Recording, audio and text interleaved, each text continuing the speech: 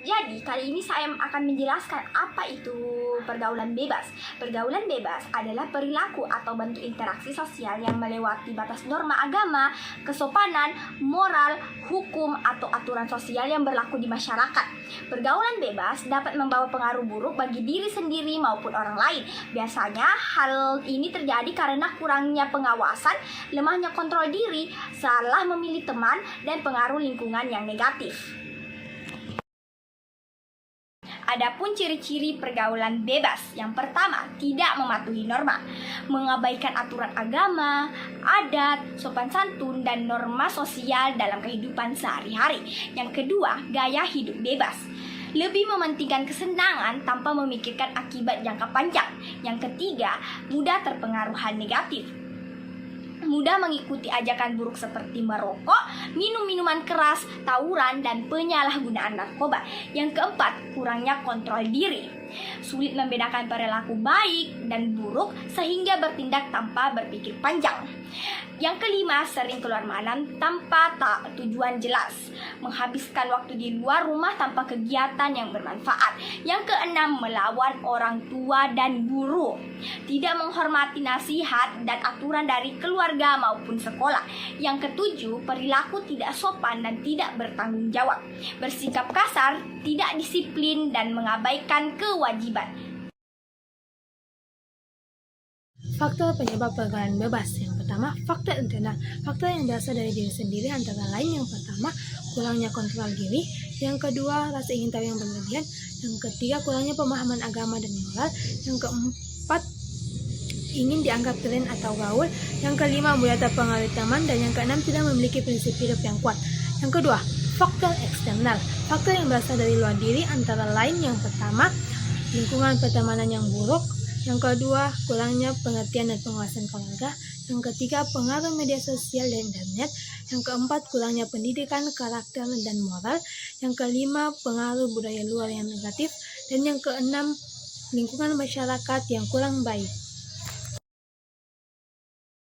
Adapun bentuk-bentuk pergaulan bebas, yang pertama merokok di usia remaja, yang kedua mengonsumsi minuman keras atau alkohol, yang ketiga penyalahgunaan narkoba, yang keempat tawuran, yang kelima balapan liar, yang keenam perundungan atau bullying, yang ketujuh seks bebas, yang kedelapan nongkrong sampai larut malam tanpa tujuan jelas, yang terakhir perilaku melanggar aturan dan hukum. Adapun dampak-dampak dari pergaulan bebas, yang pertama dampak bagi diri sendiri seperti prestasi belajar menurun, kurang fokus belajar sehingga nilai sekolah menurun dan cita-citanya terganggu. Kedua, kehilangan masa depan. Perilaku negatif dapat menghambat pendidikan dan karir. Ketiga, gangguan kesehatan. Tubuh menjadi lemah akibat pola hidup tidak sehat. Yang keempat, ada kecanduan, ketergantung terhadap rokok, alkohol, atau narkoba. Kelima, rasa malu dan penyesalan, menimbulkan penyesalan akibat tindakan yang dilakukan. Kedua, ada dampak bagi keluarga, seperti membuat orang tua sedih dan kecewa. Perilaku menyimpang dapat melukai perasaan keluarga. Kedua, menurunkan nama baik keluarga. Keluarga dapat merasa malu di lingkungan masyarakat akibat perilaku kalian sendiri. Ketiga, menimbulkan konflik dalam keluarga. Kurangnya komunikasi menyebabkan hubungan keluarga memburuk.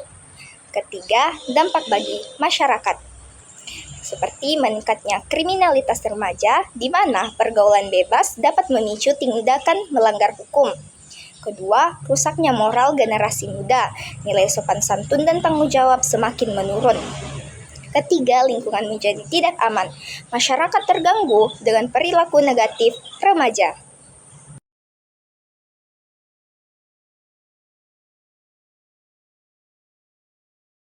Adapun dampak pergaulan bebas bagi kesehatan. Bagian A ada dampak fisik. 1. Penyakit paru-paru akibat merokok. Merokok dapat merusak paru-paru dan organ tubuh lainnya. Yang kedua, kerusakan organ tubuh karena narkoba. Narkoba dapat merusak otak, jantung, hati, dan sistem saraf lainnya. 3. Risiko penyakit menular.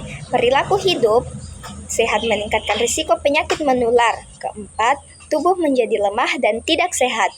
Kurang istirahat dan penggunaan zat berbahaya membuat kondisi tubuh menurun. B. Kesehatan mental.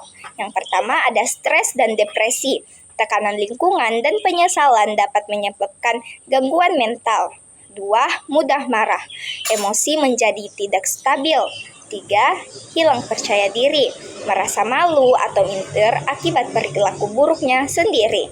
4. Gangguan emosi dan kecemasan, seperti sulit mengendalikan diri, perasaan, dan pikiran. Contoh pergaulan sehat. Yang pertama, aktif dalam organisasi sekolah. Yang kedua, kerja kelompok bersama teman. Yang ketiga, mengikuti olahraga atau ekstrakurikuler. Yang keempat, berteman dengan saling menghargai. Yang kelima, menggunakan media sosial dengan bijak. Dan yang keenam, mengikuti kegiatan sosial dan keagamaan. Adapun upaya menjaga diri dari pergaulan bebas. Yang pertama, menetapkan cita-cita hidup. Yang kedua, fokus pada pendidikan. Yang ketiga, menghindari lingkungan negatif. Yang keempat, mendekatkan diri kepada Tuhan. Yang kelima, memiliki rasa tanggung jawab. Yang keenam, mengembangkan bakat dan kemampuan diri.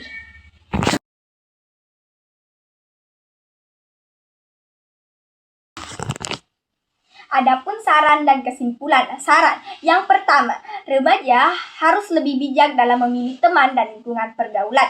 Yang kedua, orang tua dan guru perlu memberikan perhatian, pengawasan dan pendidikan moral kepada remaja.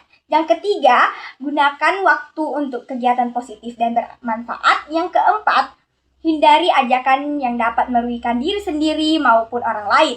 Yang kelima, tingkatkan keimanan, kedisiplinan, dan tanggung jawab dalam kehidupan sehari-hari. Selanjutnya, kesimpulan.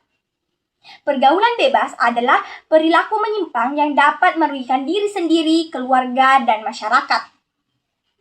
Dampaknya meliputi masalah kesehatan, sosial, moral, pendidikan, dan masa depan. Oleh karena itu, remaja harus mampu memilih lingkungan pergaulan yang baik, menjaga moral dan agama, serta mengisi waktu dengan kegiatan positif agar memiliki masa depan yang